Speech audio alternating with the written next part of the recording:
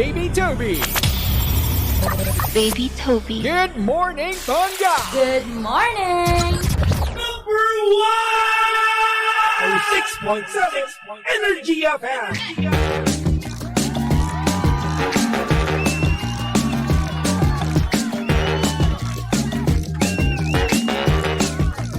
Same, pero iba. We are number 1, 06.7 Energy FM. Pangga o wag mo sabihing radyo. Sabihin mo. Good morning, Luzon, Visayas at Mindanao, Metro and Mega Manila. Siyempre, good morning din sa napakaganda, napaka-sexy. DJ Lindsay, good morning. Hi! Tap yung crack ka. Grabe. Crack na crack ka. Hi! Sa magandang morning, Baby Toby. Kumusta ka naman? Ay, ganun pa din. Pero, May sakit ka ba? meron pa konti. Naku, patay tayo dyan. Magpagaling ka kaya muna. Paano? Paalis na siya. Paalis na siya. Yun nga yung mas nakakahawa. Hindi, wala na. Hindi, wala na. Alam mo, ikaw, nung ako may sakit, ganyan na ganyan ka sa akin. Mga sabit-sabit na lang. Ako, ganyan din ako dati. Tapos sinasabi mo sa akin, magpahinga daw muna ako. Oo. Pero ngayon, ikaw hindi ka nagpapahinga. Alam mo, DJ ka nga. Advice ka ng advice, di mo nang ina-apply sa sarili mo. Hoy, wawa! O bakit? Wawa! Advice ka ng advice sa akin na magpahinga ako. O, Oo. nagpahinga ba ako? Hindi rin, di ba? Tapos ngayon, Ay. ikaw, advice ako ng advice sa'yo na magpahinga ka. Hindi ka na nagpapahinga. Okay na. Oh. Ito na, mawawala na yan. Oh, wala na yan. Naku, paano pag ako nahawa? O, edi ikaw yung maggamot. O, tapos Ikaw yung mahawa ka rin magpahinga. naman. Ikaw yung Eh, magpahinga. patay tayo dyan. Ayoko. Di ba? Tapos kung bagong taon, magsisick leave ako. Oh. No. Ayoko. Miss na It's miss ko your na trabaho right. ko. It's your right. Miss na miss ko na trabaho ko. Di mabuti naman. Napakasipag ko kasi. O, di tama yun. Parang di naniniwala ah. Maigi. Mainam. Naniniwala ka ba? I support you. Naniniwala ka? Oo. Wow. Labas sa ilong yung hangin eh, no? Yung oo mo. Basta, oo. Oo, Lahat diba? ng sabihin mo, oo. Ngayong umaga na. Talaga? to. Kumukha ko sa Zac Efron. Oo. Yan! Siya kasi Alden. Alam naman natin kung anong katotohanan eh. Ito naman. Oo. Grabe, sama mo naman sa Oo na akin. lang. Boy, you look so fine in orange ha. Talaga ba? Ngayon, Alam mo, ngayon mo lang sinuot yan. hindi naman. Nasuot ko na to dati pa. Siguro hindi mo lang hindi mo lang natatandaan. Parang ngayon lang. Limot-limot ka kasi. Oo.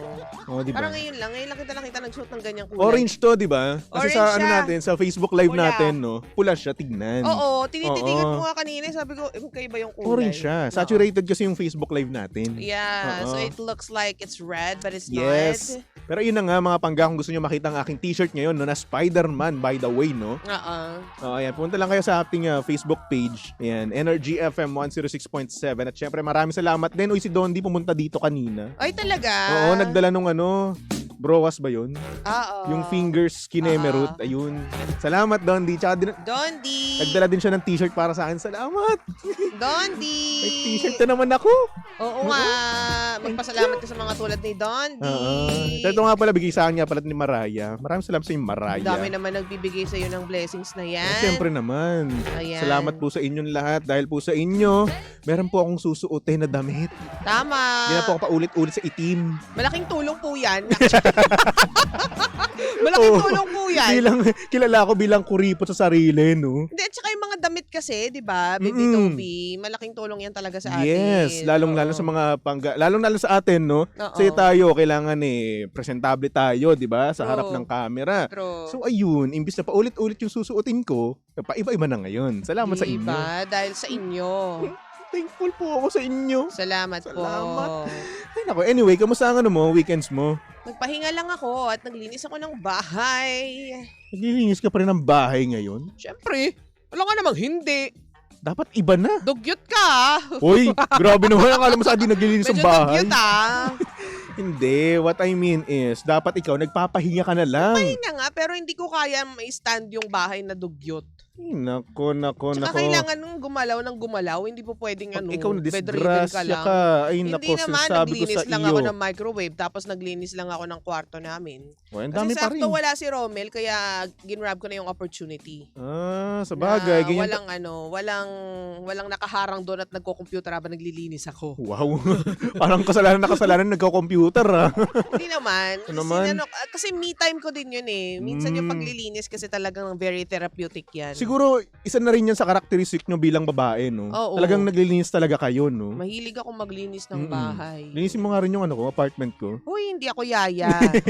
Babae ako, pero hindi mo ko yaya. Talaga, babae ka? Wow! Gusto mo Sige napatunayan nga, ko patunayan na. mo nga. Napatunayan ko na, sorry. Nako. Ikaw hindi mo pa napapatunayan na lalaki ka. Gusto mo patunayan mo sa lalaki ako? Ay nako, hindi ako maniniwala. Ay, nako, ayoko. Dapat makagawa ka muna ng Uy, wag mo na. Ayoko pa. Alam mo, mag-aasawa ako kapag 30 years old na ako, which is malapit na.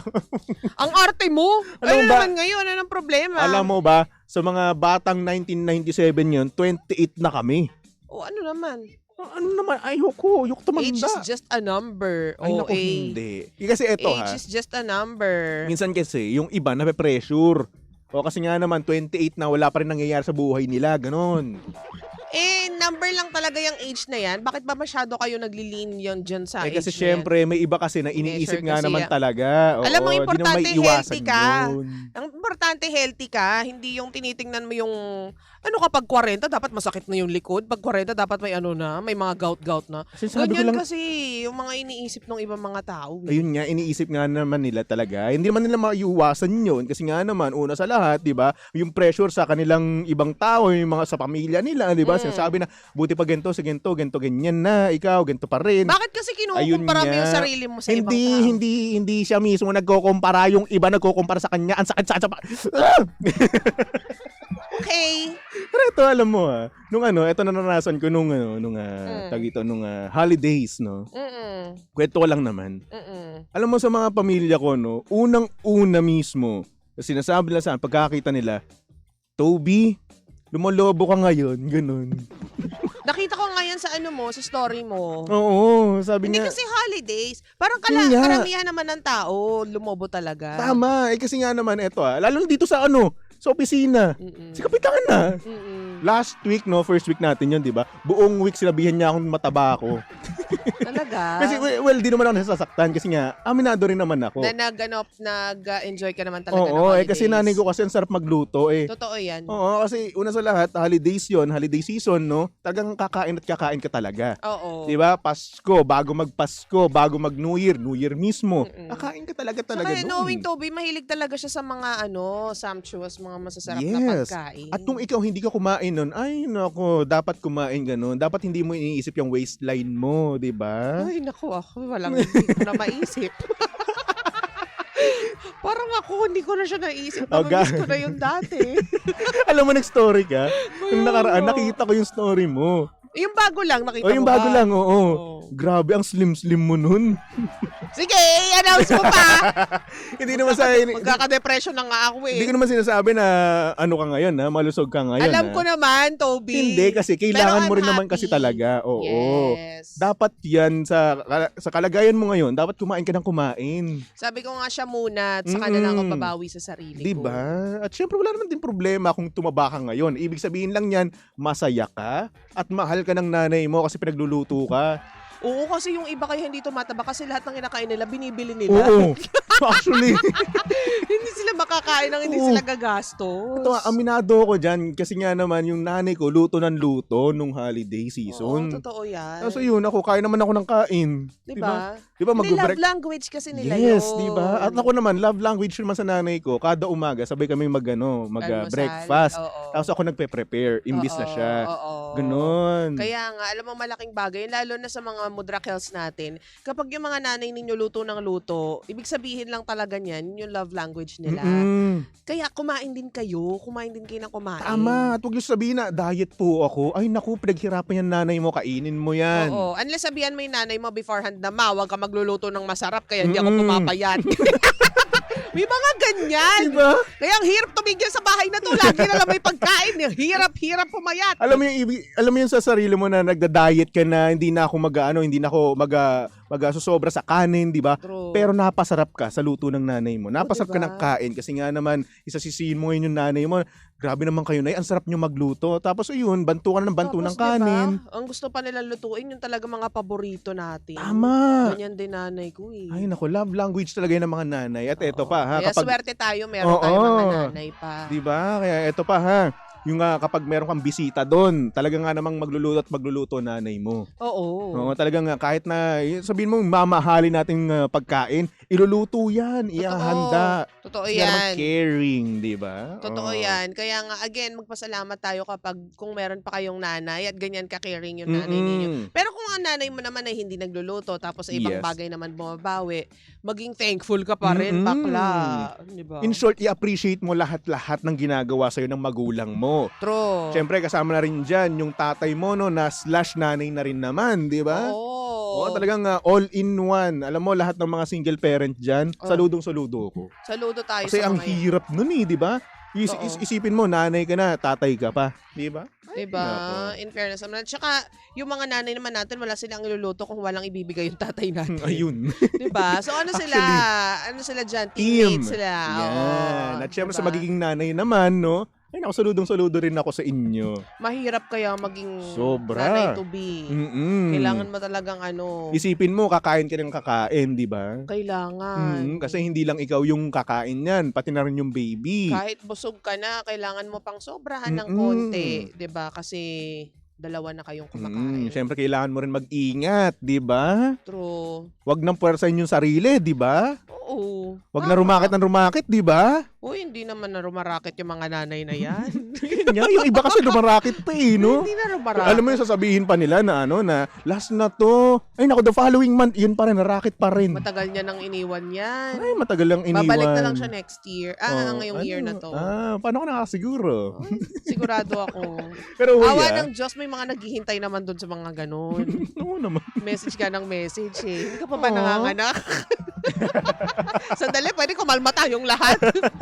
Ganyan. Pero yun na nga, oo. Sa mga magulang natin dyan, saludong-saludo kami sa inyo, di ba? Kung baga, ito yung appreciation para sa inyo at sa mga magiging magulang pa lang. Huwag natin i-take for granted yung mga nanay. At Ang yung mga hirap-hirap nanay to kaya. be. Yes. Alam mo kasi sa totoo lang, sinasabi ng iba na team niya mga nanay at tatay. Pero ang katotohanan ng buhay, kapag buntis ang nanay, ang isang babae pag buntis, siya lang naman talaga lahat. Actually, 'Di ba? Oo. Hindi ko sinasabi na walang silbi ng mga tatay ha. Of course meron. yes. As in malaking gaan sa kalooban at gaan sa sarili kapag yung tatay ay hands-on din dun sa buntis na nanay. Pero katotohanan ng buhay, siya lang naman talaga ang nagki-carry nun eh. Yes, kumbaga yung mga lalaki suporta lang talaga eh. Suporta. Hindi naman sinanilang natin yung suporta ng lalaki, no? Isa big thing din naman 'yon. Pero Big thing talaga. mostly kung sino yung nagbubuhat talaga diyan is yung babae. Siya yung nakakaramdam ng Oo. sakit. Siya yung kailangan lumaki. Dahil, Mm-mm. alam mo yung akala niya, sobrang lalanang ng ginagawa niyang pagkain. Pero kulang pa rin pala talaga. Yes. Alam mo siya talaga yan, nagdadala niyan. Kaya, naku, ingatan niyo yung mga nanay ninyo. Naku, tapos pagtanda nung anak nila, babasusin lang. Mumurahin Ay, naku, lang sila, mumurahin. oh. Ay, naku, hindi. Uy, naku, sana pinunas na lang. Pinunas. Sana pinunasan kita ng magandang asal. Okay. O kaya pinunasan kita ng mga blessed, Tissue, gano'n. mga blessed na mga ganyan-ganyan. Ano na to? Sana tinisyo na lang kita. Diba? Ayaw mo. Pero yun nga, huwag kayo masyadong dyan. Lang iyak. We feel you. Hello sa mga magiging nanay. Oo, good Mga morning po sa manganak ng inyo. February. Oh, Actually, mga manganganak ng katapusan. Uy, Manganak ng katapusan, tapos baka posibleng umabot pa ng February. ang hirap nun, no? Ikaw, kung ikaw man manganganak, ano gusto mo? Normal o yung CS? Alam mo, gusto sana ng normal. Kaso, parang sa panahon ngayon, ang dami nang nasi-CS. Yun nga eh. Parang una, magle-labor, tapos hindi bubukay sipit-sipitan. So, kailangan emergency C-section. Yes. Ikaw ba, pag nanganak ka, Ba't ako manganganak? Diyos ko.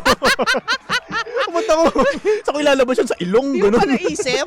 Kung ikaw ay isang babae, ayun, gano'n na lang. Kung Ano? ikaw ay isang babae. Lalaki ako. Hindi nga, kung isa kang babae, anong gusto mo? Normal o C-section? Depende. Kasi siguro kung ako na lang, no? Kung ako ay magiging babae, tapos gusto ko yung mga pa-sexy outfit ako, di ba? Oo. Magno-normal na lang ako. Kasi minsan kasi ang nangyayari, may natitira pang hiwa sa tiyan eh. Meron talaga. So yun, ang mangyayari, gusto ko, normal. Normal. Oo, kahit na mahirap, kahit na masakit. Alam mo, tsaka isa pang rason is mas hindi alam mo, mahirap din talaga yung C-section kasi syempre hihiwain ka nun. Tama. Bakit pa tayo napapunta nila sa anak? Bakit pa tayo nandito? Pero kasi yung sakit ng pagiging, yung pag-ire, ganyan, parang dun mo ma-experience yung, Nanay ka talaga eh. uy, tao ako, nakakaramdam ako ng sakit. Pero hindi ko naman sinabi na hindi nanay talaga yung yung mga Mahirap dumaan din sa CS C-section, Oo. oo. Kasi napakahirap talaga. Ang sakit kaya nun. Isipin mo, hahatiin yung mo, kalamnan mo. Ouch! Yung Ayaw. muscles mo, di ba? Oo. Nakakaloka. Ay, nako. Diba? Pero yun nga, mapa CS o mapa normal, saludo kaming mga, kami ni Toby, saludo kami sa Yes. mga nanay-to-be, mga naging nanay, nakakananay lang, ganyan. Oh, sabi naman dito sa comment section ni Malson, na-miss ko na naman tuloy nanay ko. She just passed away last year. Sarap niya talaga magluto. Alam mo, yan yung nakakamiss talaga. So, paano kami magjo-joke? Wala na. Ay, wala na. Eto na yun. Ikaw naman, Miles, eh.